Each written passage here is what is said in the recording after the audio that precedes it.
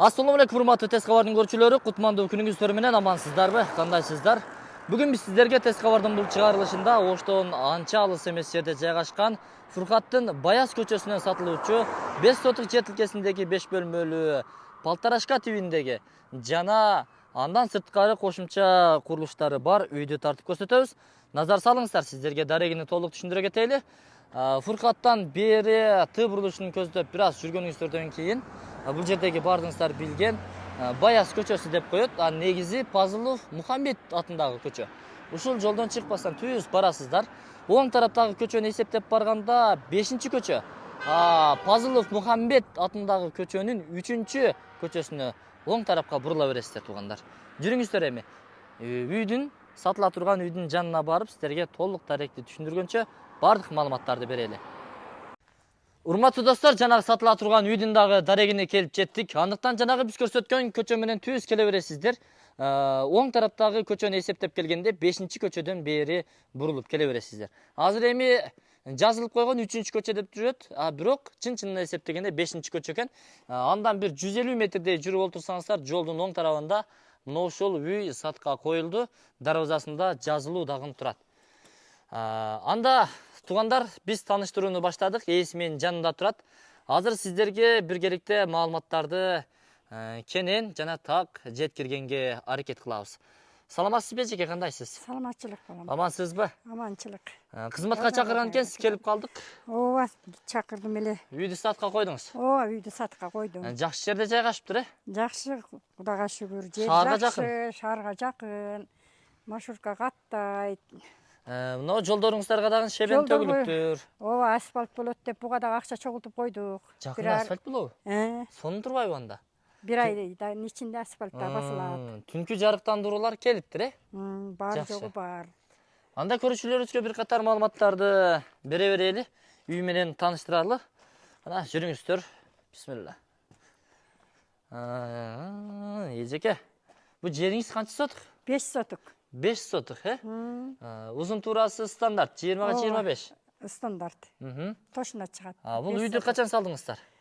Бул үйдү эми 10 жылдан бери да. 10 жыл болуп калды. Ооба. Жакшы. Ремонту бирок кийин эле бүткөн. Кийин эле бүткөн. Сырт карашыбак бойдон экен, эми өзүңүздөрдүн табитиңиздерге жараша каалагандай ремонт кылып аласыздар туугандар. Бул жак тепкич экен, тепкичтин асты дагы бүт элек. Кладовка деп койсок дагы болот. Бул жагында кошумча курулуштар бар экен. Видеонун аягына чейин күзөтүп турсаңыздар, сиздерге маалымат беребиз. Жүрүңүздөр. Ушул чоң үйдү тааныштыралы. Жакшы. Мына бол эми тепкичтери толук бүт элек экен. Бурон эшиктер менеки өзүңүздөр көрүп турасыздар. Бурон эшик аркылуу биз үйгө баш багып кирип келүүдөбүз. Мына бисмиллахиррахманиррахим. Бул жагы эжеке холл экен, Ооба. Жакшы, кенен. Бир узун туурасы бир 7-ге 4,5 чыгып калат экен.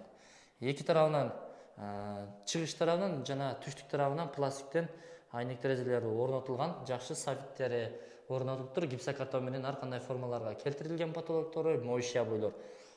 Чапташылыктар жакшы, асты болсо жыгач пол экен. Жүрүңүздөр анда. Бул жакта 3 бөлмө бар экен, Бул тараптагы бөлмө кандай бөлмө? Мунусу спальный да. Спальный. Ата-энелер уктоочу бөлмө. Жакшы. Мунун дагы ремонтторун өзүңүздөр көрүп турасыздар, моющий обойлор чапташылган. Мына ушундай обойлор. Жакшы. Потолок болсо, потолоктун өзүнүн Гипсокартон.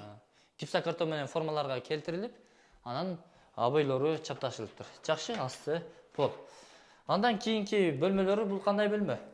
Бул детский окшойт, детский. Жаш балдар уктоочу бөлмө. Өзүнчө ромик го бул бөлмөлөр. Бурч. Бул күн батыштары караган терезеси экен, пластик. Бардык терезелери пластиктен экен, жакшы. Андан кийинки бул бөлмө зал окшойт, 6 гран. Ооба. Жакшы. Обойлору мына ушундай моющий обойлор, гүлдүн элеси түшүрүлгөн сүрөтү. Жакшы, 3 тарапты караган терезе.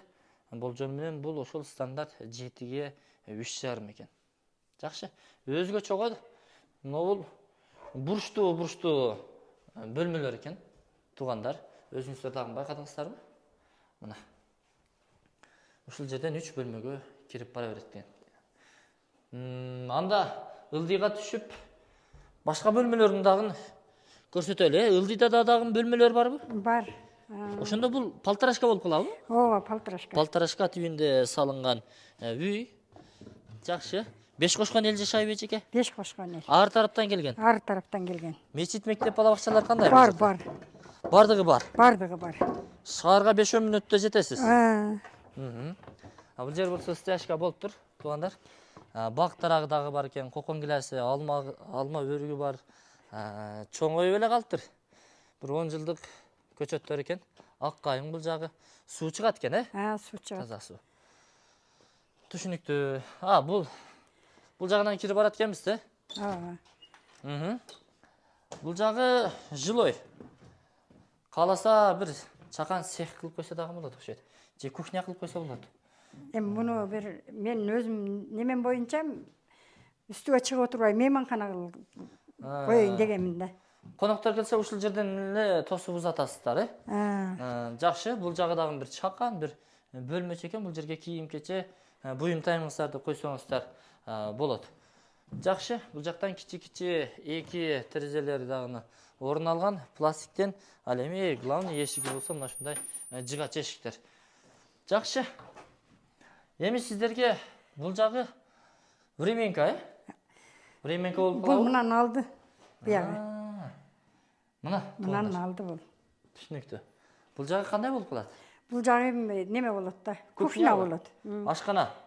Салкын экен, Бул бөлмөгө дагы мына ушундай потолоктун өзүнүн обойлору чапташылган, дуал обойлору дагы чапташылган. Жакшы, бул 2 бөлмөдөн турат экен. Бул жагы коридорчу, же болсо чакан бир Бул бөлмө жагы плита немелер орнотулат да. Ошондой болуп калган. Газ плиталары, ашкана эмеректерин ушул жерге орнотосуздар. Бул жагы болсо стиральный машина, бул жерге идиш аяк жуучу, кол жуучу, раковина.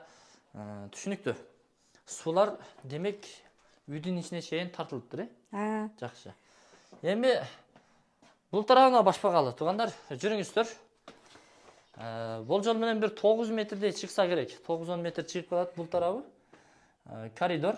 Туурасы болсо 2 метр. Бул тарабы панорамный айнектер, пластиктен 1, 2, 3, 4 чоң айнектер орун алыптыр.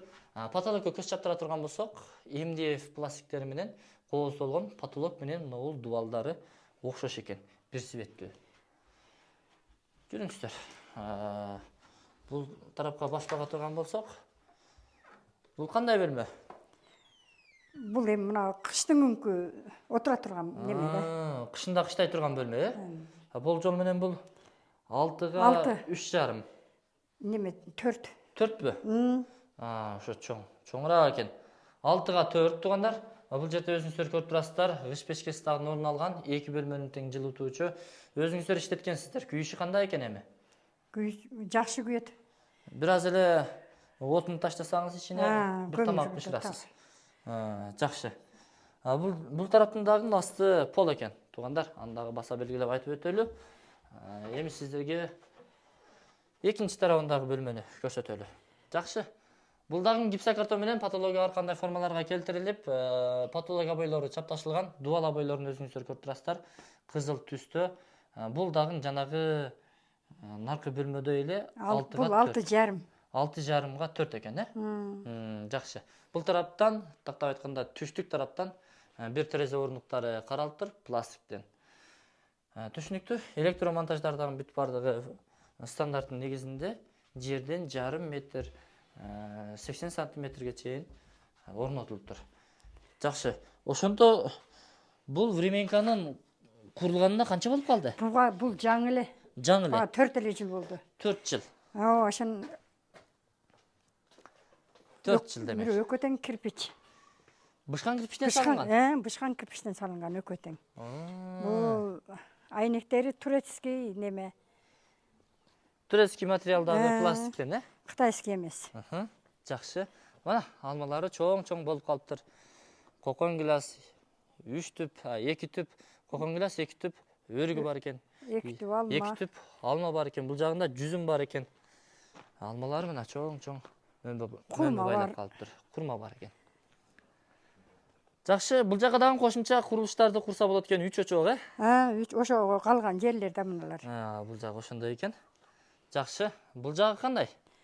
Бул жагы, нар жагы ошо ажаткана, бер жагы душ болуш керек. Бул жагы ажаткана экен. Сырткы ажаткана. Бул болсо душ, Толук курулушу бүт эле экен. Толук бүт элек курулушу. Түшүнүктүү. Эми баасын канча дейсиз? Баасын 100 деп атам эми, бирок ками бар. Кеми болот албетте, ырымына түшүрүп бересиз. Ками бар, түшүрүп берем, анан коюп бере турган варианттар бар. Алмашуу жолдору же бөлүп төлөө мөөнөттөрү барбы? Бөлүп төлөөгө мөөнөттөрү бар. Жакшы экен анда. Алмашуу жолдоручу? Алмашуу жолдору жок. Алмашуу жолдору жок. Урматтуу туугандар, уктуңуздар, $100,000 бааланды. Шаардын четинен, Фуркаттан. Башында сиздерге Баяс көчөсүнөн ориентировка бергенбиз. Ошол тараптан келе бересиздер. Мечит, мектеп, бала бакчалар бардыгы бул жерде бар. Ош Алай трассасына, Ош Өзгөн трассасына, Ош Бишкек трассасына жакын жерде жайгашкан. Шаарга көп болсо бир 10 мүнөттө жетип барасыздар, Ооба. Түшүнүктүү.